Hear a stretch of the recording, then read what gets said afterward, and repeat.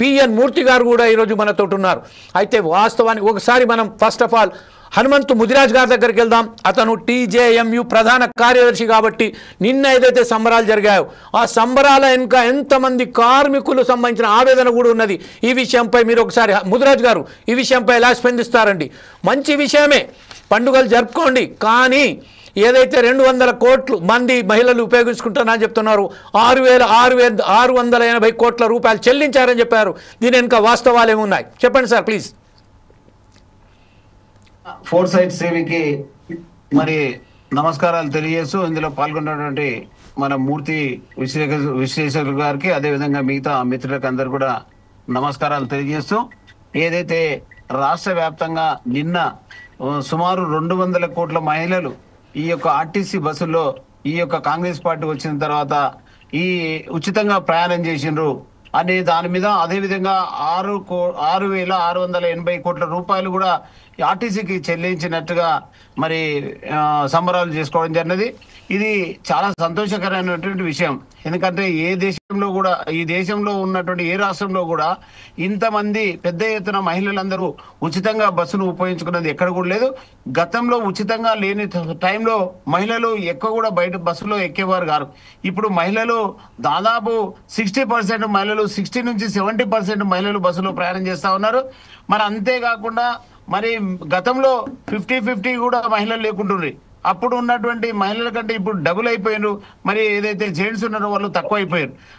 ఇదన్నిటి కూడా దీంతో ఆర్టీసీ ఒక విధంగా లాభాలలోకి రావడం జరిగింది.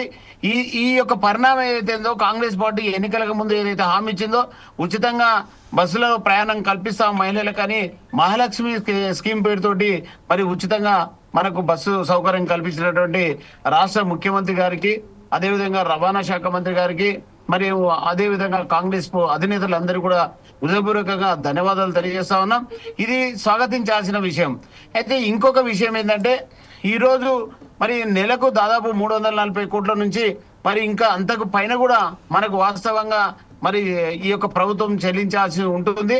అయితే ఒక్కొక్కసారి వాళ్ళకు అనుగుణంగా గవర్నమెంట్ కు డబ్బులు వచ్చేవి ఎట్లా వస్తుంటే అట్లా మనకు రిలీజ్ చేయడం జరుగుతూ ఉన్నది.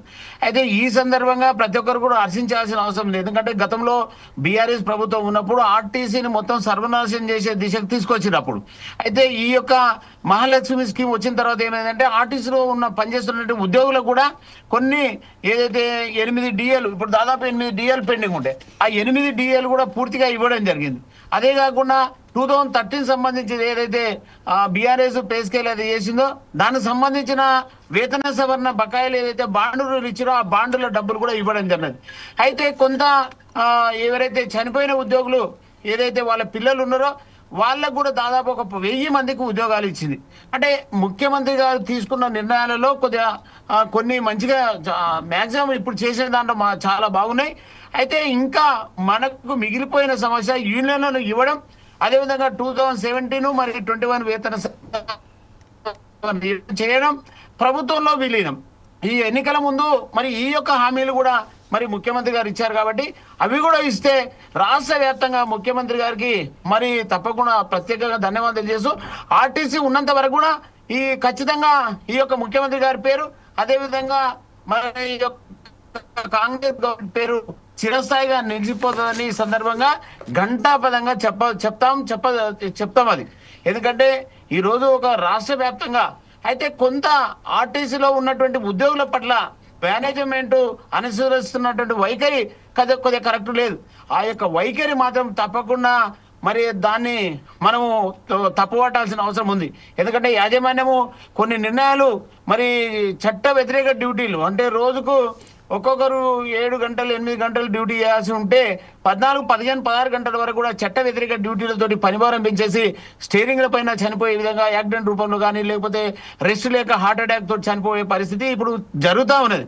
సో ఈ దానికి అంతా కూడా అడ్డుకట్ట వేయాలంటే గౌరవ ముఖ్యమంత్రి గారు ఆర్టీసీ పైన ఒకసారి సమీక్ష చేయాల్సిన అవసరం ఉంది. ఉద్యోగులతోటి సమీక్ష చేయాల్సిన అవసరం ఉంది. వాళ్ళందరూ కూడా చెప్పేది కొద్దిగా వినాల్సిన అవసరం ఉంది. రాష్ట్ర రవాణా శాఖ మంత్రి గారు కూడా మొన్న ఏదైతే సమ్మె నోటీస్ ఇస్తే తప్పకుండా మీ సమస్యలు పరిష్కరిస్తామంటే ఆ యొక్క సమ్మెను కూడా వాయిదా వేసుకోవడం జరిగినది.